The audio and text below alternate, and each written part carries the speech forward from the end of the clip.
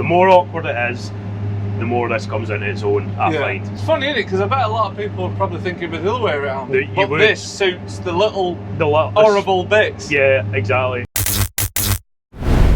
This year in 2026, Krone celebrates 30 years of Big M self-propelled mower production, which is a fair old milestone by anybody's standards, and it's a product which has gone on to huge success around the world. And the latest contractor to see the benefits of this mega mowing machines is GTR Contracts, based here near Dumfries. So to find out how they've been getting on with it, I am now joined by Rory McKinnon from the company. So first of all, Rory, this is a bit of a step up from last time I saw you. Yeah, it's a change from the tractor combination anyway. So it is. Previously, when you seen us, we were running 300 horsepower tractor with 10 metre set of mowers, and now we're 10 metre set of self-propelled mowers. So that's it. Yeah, it's yeah, I've been looking forward for it. As soon as we kind of done the deal, I've been very much looking forward to it. We had one on hire from Harry Wilson a couple of years ago when we had a slight issue with the tractor combination, and we found that was a real kind of game changer more for the ground we were working on. We're not working on big flat square fields. No, not at all. So we found that we're getting on far better with the Big M. So that was the kind of the wee demo test for us. So you were soon sold on the idea. Yeah, I've kind of wanted one ever since, and Gary, to be fair to Gary, he's always been actually very keen on the idea. So yeah, we bit the bullet, and we've got enough work there to justify one. So we ended up picking up another extra big farm. So that kind of just sealed the deal, and we just went for it. So never looked back. No, we haven't. To be fair, we haven't. No. That's it. And I think it was a couple of years ago. We were out with Harry Wilson's, and to see how they were getting on with it. So it'd be good to see your views on it. As ever, to watch more from Land Power TV, including all of our in-depth reviews, customer reviews, latest launches, show coverage, manufacturing specials, and much more, simply head on over to landpowertv.com or click the link in the description area. Once there, you'll find hundreds of episodes in full. You can compare the latest machines side by side, and you'll have access to early releases ahead of YouTube. Right, on with the show. So, on to this mower then. Yeah. This will be its first season then, is it, for you guys? Yeah, that's me. Well, just about to turn over 200 hours on it now, so loving it so far, and reasonably hassle-free so far as well. So yeah, we can't complain. And how much grass roughly would you guys be chopping in a season? This farm we're on alone, we're doing 1,400 acres every cut, and he'll do that 5 times. Right. That's just one farm. That's one farm, and there'll be, they say, the farm next door, he'll probably do something very similar, so he will. Yeah. And then there are a few kind of smaller jobs by that as well that we do in between times when we're not at these big jobs. So it's going to be a lot this year anyway, put it that way. So like you say, the workload that you've got now, particularly in 2026, it really does justify it. It does. As if this is the first set of mowers to go out, and as soon as this is the last ones to get packed up, basically, you know. So this is going to do the bulk of the mowing, no matter whether it's here or the farm next door or whatever, because we still have got the big set of mowers that you came and seen. Do they still see much action then? The big set does. The wee set's really just a backup, or if the pressure's really on. But most of the time it's just this and the other set are out. But as soon as I'm finished on a job, I'll then go and take over from the tractor and big triples, keep this thing moving all the time. So this has really become the go-to mower now. This is the main machine for mowing now. Yeah, it's a no-brainer. So it's an absolute no-brainer. Yeah, exactly. Even just for each jump in and go, you know, that's it, because it's just one machine. You know? One machine, you know. If a farmer comes on last minute, just go jump in the machine, just go. You know, quick check over, just jump in, go drive, start mowing. You've not got to get the tractor down there or get the mowers hooked on and set up and stuff. It's just a case of jump in and jump in and go. So it is. And the numbers on this machine, what horsepower will she be?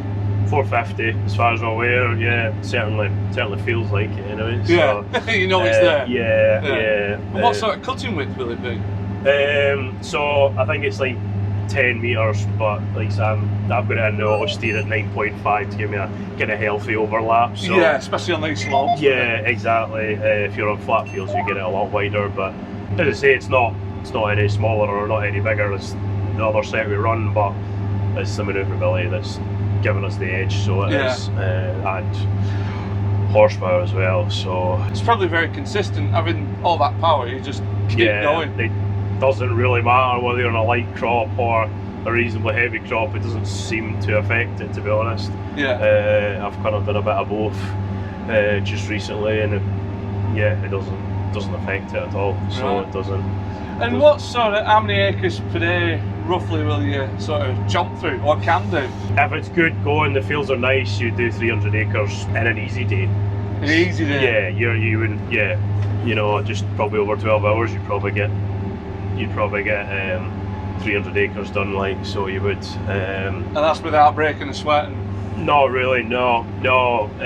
In ground that we're familiar with, like your multi-cut stuff, and 300 acres is more than achievable, so it is in a day in good going fields. So it is. You're not very often below 25 acres an hour, like.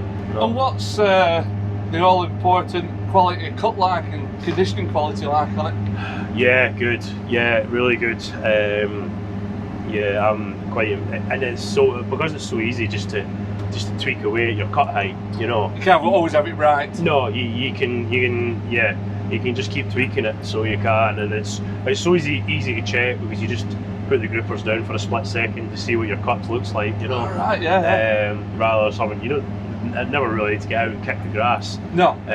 Because it's just so easy just to group it across and see what it looks like. Like you can see it there on the outside run. There's nothing.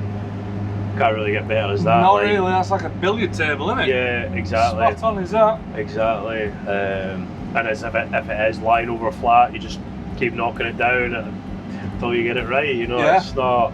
Which with a tractor, you try setting them every once, and that'll do. You know.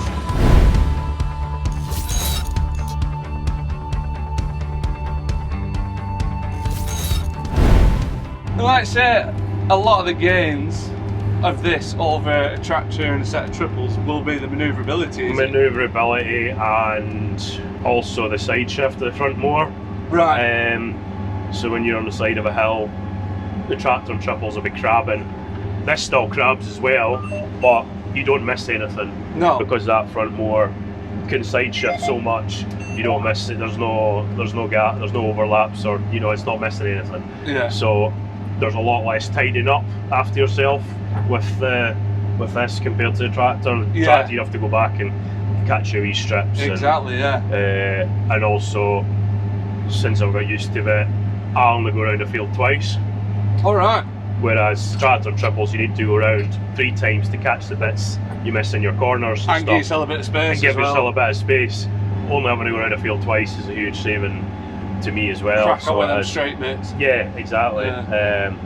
Round telegraph poles, nows and field, wet spots. It's just you just steer where you want, and it's not missing anything. So, like so there, we're on the side of the hill. We just put it down the hill a bit. Shunted it over. And I can watch in my camera to make sure it's not missing anything. Right, So that's overlooking the rear of that. Yeah, that's looking over the back bumper there. So you can see if you're missing anything. And you just shunt it accordingly, and it's actually got a really good function which you can have on a memory key that it'll then mirror it. You press that, it'll then put it to the same amount on the other side. On the other side, right. So that's handy for fields that are just on a constant side slope. Yeah. You don't need to keep tweaking it to suit. You just press the button, and then obviously it self-centers. Look at that. Yeah. So that's back to centre now. No, that's that's mirroring what I've just done coming along that run. Yeah. It goes back to centre to left, but then it'll go back to where it needs to be to go down its next run. So right, so if you drop this, it'll shunt. It's going to shunt across, yeah. Oh, there we go. Yeah, and then as I say, you can also have another memory function to centre it again. Yeah. So you're not sitting working out if it's in the centre or not. Yeah. And do you use that side shift in corners as well, or not? Yeah. So if you're just taking a nice gentle slope, it doesn't miss. Gentle corner doesn't miss nothing. But some of your tighter corners, you've got to position it so there is nothing missed. Which it's the same. Just saves you so much time. Exactly. Not having to tidy up after yourself. Yeah. It's just constant. You're just mowing as you're going, aren't you? Yeah, exactly. So. And that's it. As you turn back around now, it's literally just driving a forklift, isn't it? Yeah, exactly. And when you're in the kind of better stuff, you find that your turning speed is a lot quicker than a tractor, because you don't have this. With a tractor, you're trying to not rip up the ground with the front tyres. Yeah, you're just pushing along, so aren't you kind of like 10k's your maybe maximum, whereas I've seen myself 13-14k whipping it round, and you look behind you and you've not chewed a single bit of mud up at all. No. So that's a big saving, because your turning speed's quicker. Yeah. So it is. And when you are in those sort of bigger fields with some longer straight runs, will there then be much of a difference between the tractor and this, its forward speed, or would it be? No, I think if you similar had a 450 horsepower tractor, which we used to have on those big 10-metre mowers, if you're on big massive straight fields, probably not much in it, but you're still gaining on the turning. You're still got that advantage when you're turning. I don't think there'll be anything in it compared to a tractor with a similar power and a similar size of mowers, until you get into the more awkward stuff. The more awkward it is, the more this comes into its own, I find. It's funny, isn't it? Because I bet a lot of people are probably thinking the other way around. This suits the little horrible bits. Yeah, exactly. If I'm working alongside the tractor and triples, I'll do the headlands, I'll do all the awkward bits, I'll go and try and go round about the poles, and just let him do the straight big long runs, and that works. It works tremendously, because they're getting the easy stuff. They're not wanting to worry about missing bits or turning and doing end rigs. So yeah, it works really well. So it does. Yeah. It works really well. As I tell everybody, the more awkward it is, the better it is. Yeah. So, or the more of an advantage of this machine over the tractor. Yeah.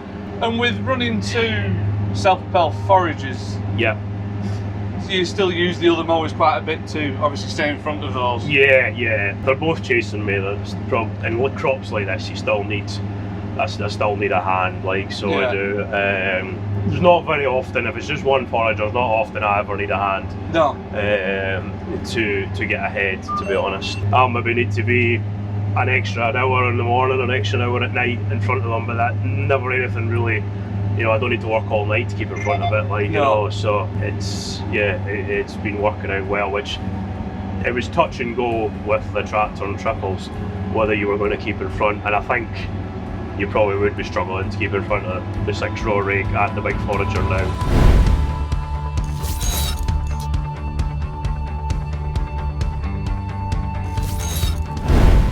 And just as we go around this telegraph pole, you can drop those. The swather, you can drop it in as you're going along. Yeah, just press a button and just pull it away from the pole. So now when either the tenor man or the rake man comes in behind, they've not got to worry. They're not worrying about getting anywhere near telegraph poles or anything like that. So even just to save on an accident, it's totally worth doing.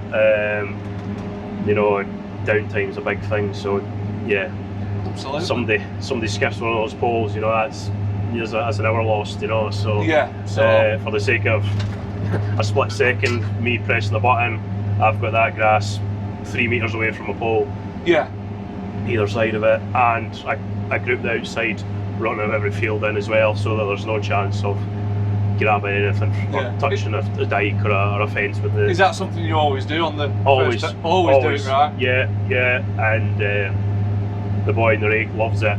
So that's Krone's biggest 6-rotor rake, is it that one? Yes. So he takes 2 runs of these if he's going into this now, he could take 2 of my runs. So he's getting a good 20 metres. Yeah. No bother. Yeah. When you're in like crops like this, it's the only way to slow these foragers down. Well, so, that's it, because they've got crackers now with the power. So. Yeah, exactly. It's you know, even like a crop like that, once that rake's been through it, they're still going to be foraging about between 15 and 20k, to be honest. But yeah, it's been a right good move for us. So it has. And that'll have the flexibility to go from narrow and really wide. Yeah, because it's got a big range on it. That thing, I think he can be down to could be under 10 metres, to be honest. So yeah. So it's like the size of a big twin rotor. If I go between, say, a fence and a pole, and if I can fit through it, he can fit through it. Right. Yeah. So I don't really need to worry too sore about him not getting in somewhere I've cut. He can go everywhere I've cut pretty much. So he can. And that was, I suppose, again, that was justified by the acreage again, was it? And feeding the foragers? Yeah, feeding the foragers when you're predominantly on this multi-cut system, like getting enough grass in that they weren't flying up and down the field was a problem before. So that was the kind of driving force behind that. So it was, and then it's just sheer output as well. You know, it's getting very much near the 50 acres an hour in crops like this if it's good going. Yeah. So that's making a hell of a difference for output. So it is. And what's she like on fuel use? So like, especially compared to a tractor and a set of triples, or there's not really much in it, to be honest. I've seen us, your multi-cut stuff, when you're getting on your less is 2 litres to the acre. Some of your heavy stuff, you're maybe 2.5, but it's not bad at all, to be fair. I think the big thing is because a lot of the time it's not working that hard, so it's not. As you'll see here, so it's got 2 power modes, Eco and M power, and it flicks between them automatically. Alright. A lot of the time, lazy crops like this, unless you're going up a hill, it just stays in Eco. Yeah. So it does, and yeah, I don't think there's much in it compared to what I was doing in previous years. Big advantage is I've got 700 litres diesel tank, so I can do a full shift without needing to go for diesel. Again, back to downtime. It's all downtime, and especially like here, we're probably 2 miles away from the farm where the diesel tank is. Yeah. So if I had to go back for diesel, you know, you could be probably lose an hour by the time you get diesel and get yourself back round. So I've never had to fill up yet during the day or at night or anything. So there's always something left in it, even after a decent day's work. Like, so there is.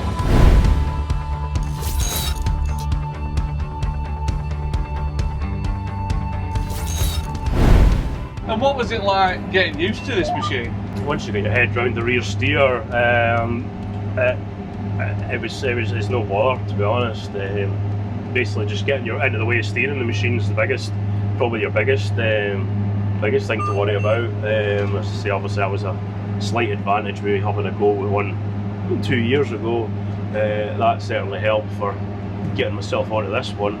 I've let some of the other boys jump on and shown them how to do it, and I'd be quite confident they could just, even a quick phone call, they could get going and get some stuff mowed. So I would say it's very user friendly. So it is. It's a lot easier as a tractor and triples to get onto. Yeah. So as is there much setting up you can do with it at all, though? So you've got 4 memory keys there, so you can put on whatever you want. I've got the first one for centre and my front mower. The second one's for mirror and the position of the front mower side shift, and then M3 and 4 are each grouper. So it's quite handy that way.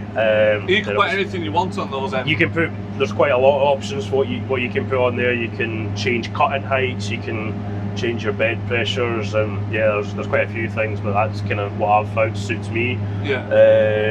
And it's all pretty simple to change as well.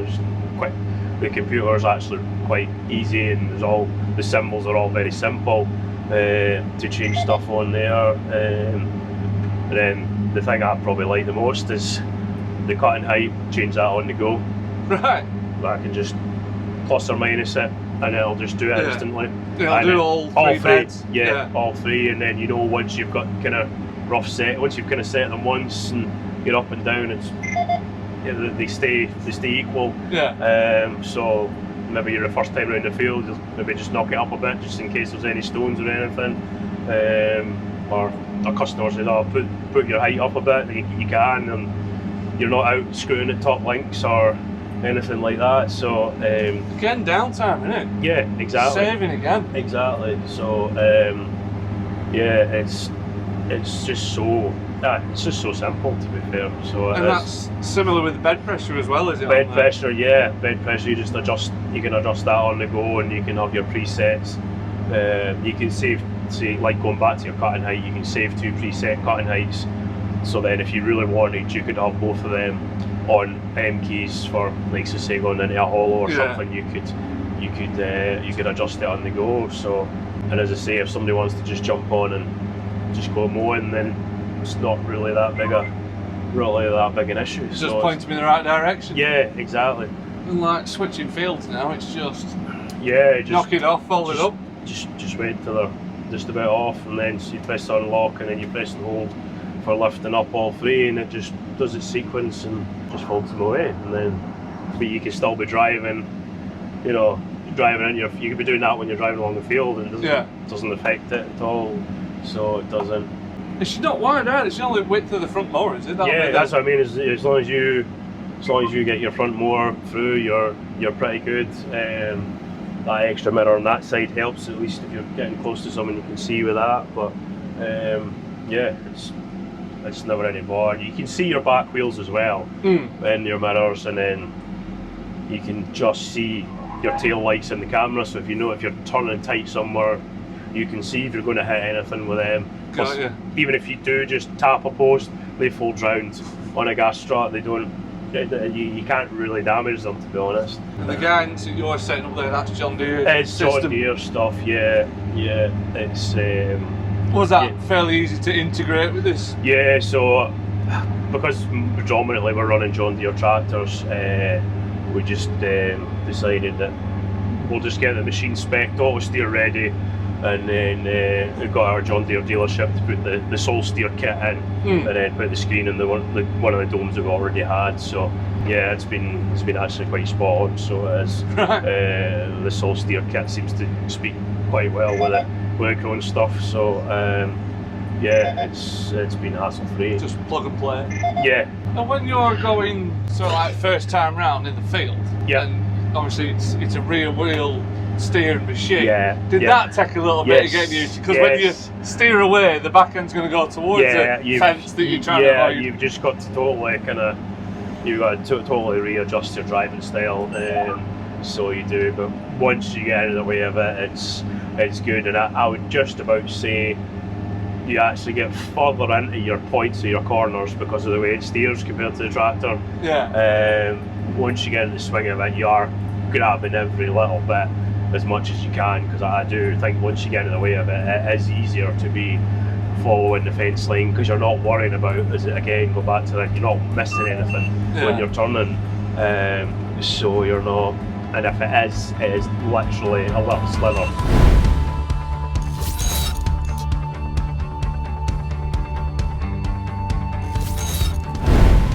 And presumably there is some bed protection in there in case you do have a bit of a knock. Yeah, so your kind of roll pin kind of shear protection on the hubs on each disc. We have tried that out.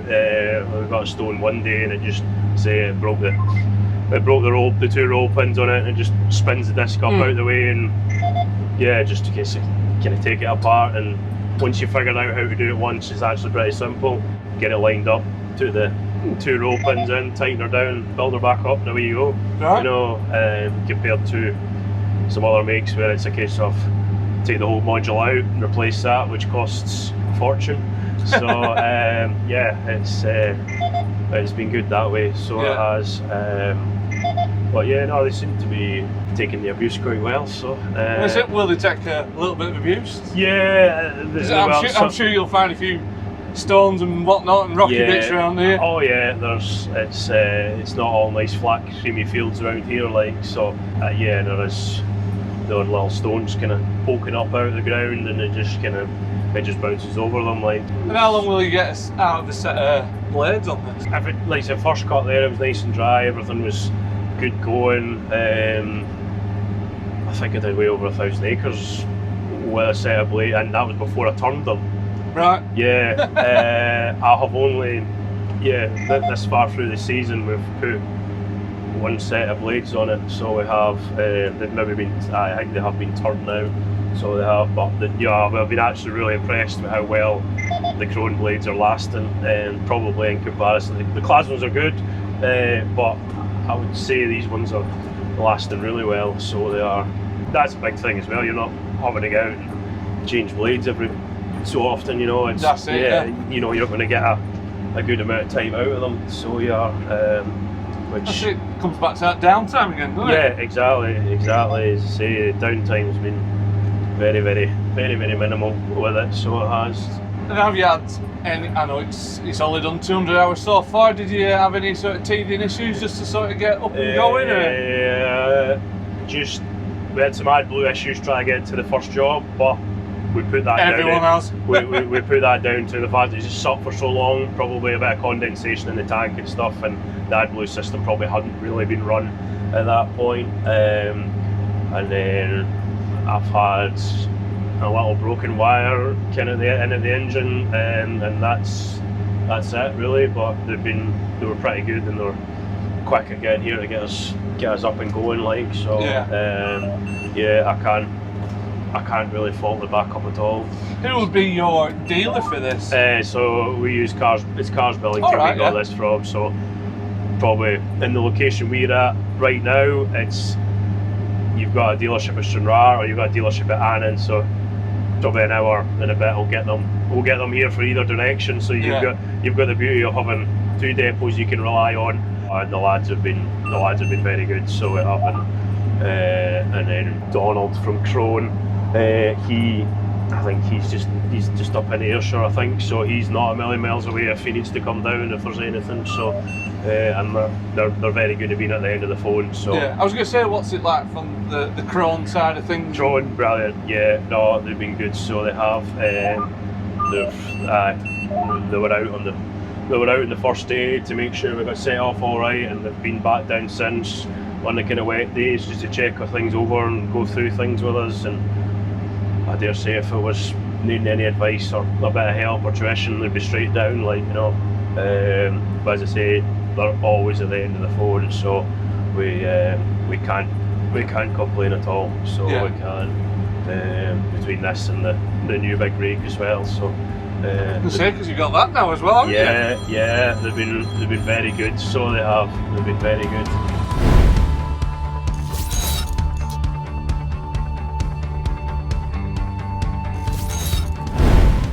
So that's another piece done.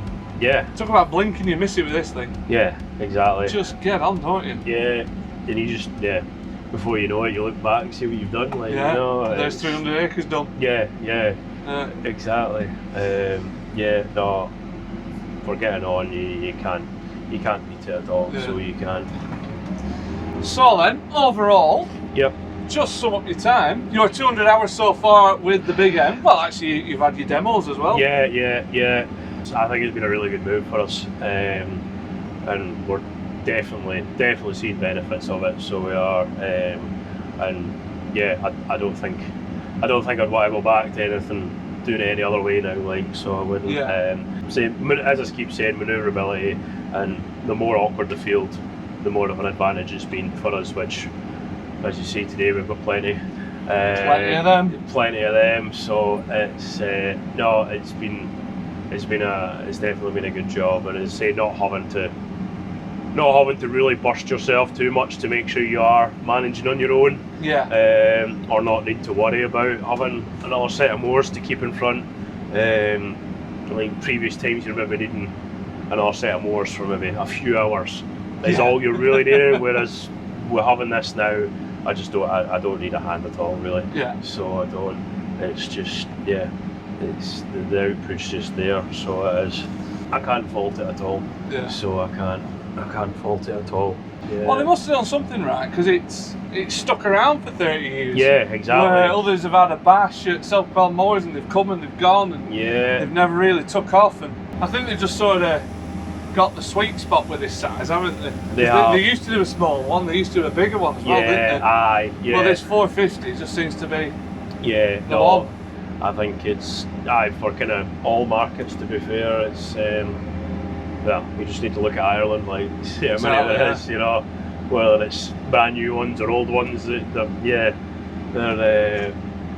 and they seem to just keep refining them all the time, like, you know, just wee things, but they've obviously got it right because they're not doing major changes. You know? That's it. You know, that's one thing I will say with them. There you go. Well, Rory, thank you very much for your time. No problem at all. Absolutely spot on that. Just getting your thoughts and experience on the Krone Big M self-propelled mower. No problem as ever, hopefully you guys have enjoyed that. And for more customer reviews like this, just go check out ladpowertv.com and we'll catch you again next time.